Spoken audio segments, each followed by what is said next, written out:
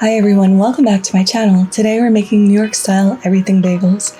The recipe I'm referencing is from Claire Saffitz, formerly of Bon Appetit, and she uses barley malt syrup, which I've never used before, so I thought let's give it a go. So to start this dish, we need to bloom our yeast. So to do that, we need 1/4 cup of warm water. To this, we're going to add 1 tablespoon of our barley malt syrup. This is really sticky. It's going to replace the sugar that we usually use to bloom yeast, but it's not as sweet. You could substitute this with honey or molasses, but if you can find this, it's a little nutty. I would recommend going out of your way to search for this. I actually found this in my grocery store. To this, we're going to add 1 1/8 of a teaspoon of dry active yeast. Give this a little stir until everything starts to dissolve. And we're going to set this aside for 5 minutes to let that yeast bloom. Then in a large bowl, I have 3 1/4 cup of bread flour, which is high gluten flour. I've added 1 tablespoon of kosher salt. I'm using Diamond kosher salt. If you're using Morton's, only use 1/2 tablespoon. We're going to make a little well in our dry ingredients and pour in our yeast mixture. This reminds me of making homemade pasta, as well as 1 3/4 cup of warm water. Then we're just going to go in with a spatula and start folding in those dry ingredients into our wet ingredients. Just trying to encourage that flour to absorb as much of the liquid as possible. Now at this point, we're not going to get this beautiful pliable dough. We're just aiming for a shaggy dough while it's in the bowl. So just keep working the dry into the wet.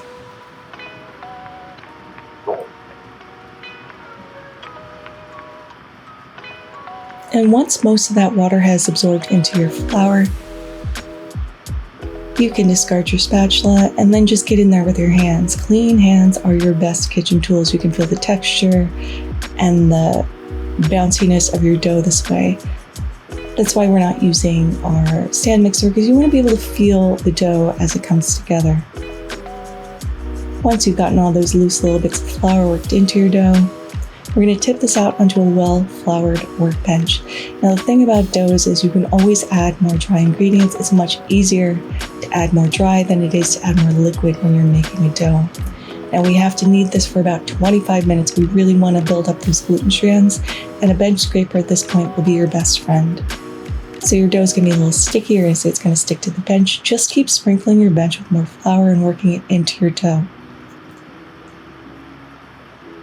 So after 25 minutes, you'll notice the texture of your dough has changed. It's more pillowy, it's more pliable.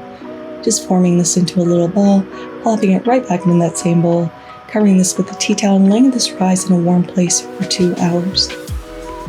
While that's resting, we're going to work on our Everything Bagel seasoning. So I have 2 tablespoons of poppy seeds, 1 tablespoon of white sesame seeds, 1 tablespoon of black sesame seeds, 1 1/2 tablespoons of minced dried onion, and 1 1/2 teaspoons of pretzel salt. You can also use flaky salt, whatever you have on hand. Just mixing this together. If you follow me on Instagram, you know I've already done bagels and then lost all the footage. So I had a little bit of that seasoning left over, so I'm just popping this into a little wet jar, covering this and setting this aside until we're ready to season our bagels. So it's been 2 hours. You can see the dough has doubled in size. We just need to punch down the gas on that. We're not going to flour our bench this time. We're going to just tip this straight out. You can see how stretchy and beautiful this dough is already. Now this recipe makes a 1/2 dozen, and I want to section this into 6 equal pieces. So I am going to weigh this. I want this to weigh 4 1/2 ounces per bagel, because I want them to bake at the same time. You don't have to be this precious. You don't have to weigh it out. You can eyeball it, completely up to you. But I wanted this to be as precise as possible. So I am weighing out each of my 6 pieces of dough into 4 1/2 ounces. Once we have those all measured out, we need to reform these a little bit. So I'm taking my hand like a claw, cupping it over the top of the dough and using the tension of my bench just to form a nice smooth surface on the surface of my dough. We're going to cover this and let this rest for an additional 5 minutes. Now to form our bagels. Working one piece at a time, we're just rolling this out into a nice thick rope. Then we're going to hold one end in the palm of our hand, flip it around our hand so the 2 ends join, and using the board and the stickiness of the dough, rolling this until this all comes together. You want a pretty wide hole in your bagels because it is going to shrink up. and you're going to kind of lose that wide gap of a bagel hole, for lack of a better term. So just continue to do this with all 6 pieces. And now I'm placing these on an oiled parchment paper lined baking sheet. So we're going to do a ferment in the fridge overnight. So to do that, I'm going to cover this with plastic wrap, so no other food smells get in, and it's going to create an enclosed warm environment for that yeast to really ferment a little bit and to rest. I'm going to cover this with a damp tea towel, and we're going to put this in the fridge for 24 hours. Now it's the next day. I have a very large pot of water I'm bringing up to a boil on the stove. We need to add in 1 teaspoon of baking soda. This is going to add that kind of crunchiness to the outside, and 1/4 cup of our barley malt syrup. This is going to add chewiness, and it's going to make your boiling water look like tea, which is what you want. At this point, you should be preheating your oven to 450 degrees. You could do that in advance because you want a very hot oven for these bagels. We're steaming them, and when we pop them in the oven, we want that steam to pop them up and make them beautiful and bouncy.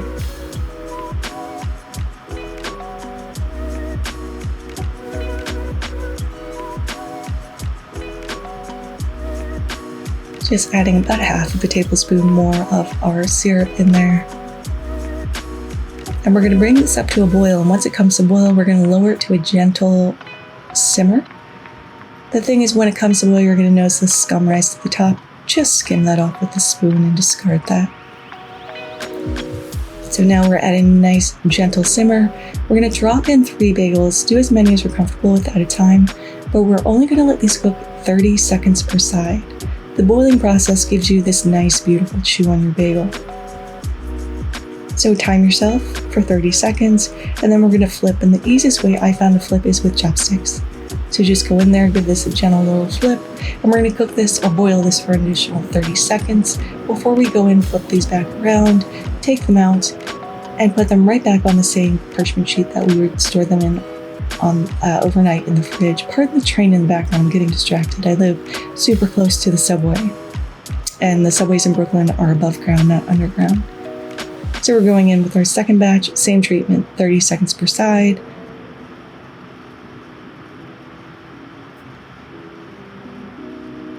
Now these have all boiled, and they're on my baking sheet. We can shut off the heat on the stove, and at this point, while the bagels are still wet from our boil, we're going to sprinkle with our topping of choice. As you can see here, I enjoy a lot of topping on my bagel. So a little OCD too, because I was trying to make sure the entire surface area is covered, but you do you. So now that everything is nicely covered, okay, Amy, that's enough. We're going to pop these in the oven at 450, bake them for 10 minutes, go in, flip the sheet tray around, and bake for an additional 10 minutes, so 20 in total. Then we're going to pull them out. They should sound hollow when you tap them. I let them cool in the sheet for 5 minutes, then I take them out of the sheet and put them directly on the baking rack and let these cool completely. As much as I'd like to jump in immediately, you want these to cool down. So let's cut one of these open and see what it looks like on the inside. It's a beautiful crumb, it's a beautiful texture. So I'm going to prepare this the way I like to eat it. My favorite way to eat a bagel is with scallion cream cheese. I just had a plain cream cheese block, added some scallions in there, because it makes 0 sense to pay extra for an already prepared scallion cream cheese when I could make it at home. Topping this with a little bacon and some fresh tomatoes. I only had cherry tomatoes, but I'm working with what I have. This to me is like the perfect bagel sandwich, in my humble opinion. But if you just prefer butter, you can eat it that way. But that is pretty decent looking. Okay, so let's go ahead and give this a taste. The outside is crunchy. You get this caramelized nuttiness almost. The inside is chewy and tender and perfect. It's like, I don't know if you've ever gone to the grocery store and gotten a bagel and been disappointed and thought this is like cardboard. This is not like my New York deli bagel or wherever you get your bagels, but this is everything I would like a bagel to be. These are absolutely perfect. I will definitely be making these again, and I hope you will try to make them as well because it is definitely worth it. But there they are, New York style Everything Bagels. Thank you all so much for watching. If you liked this video, give it a like.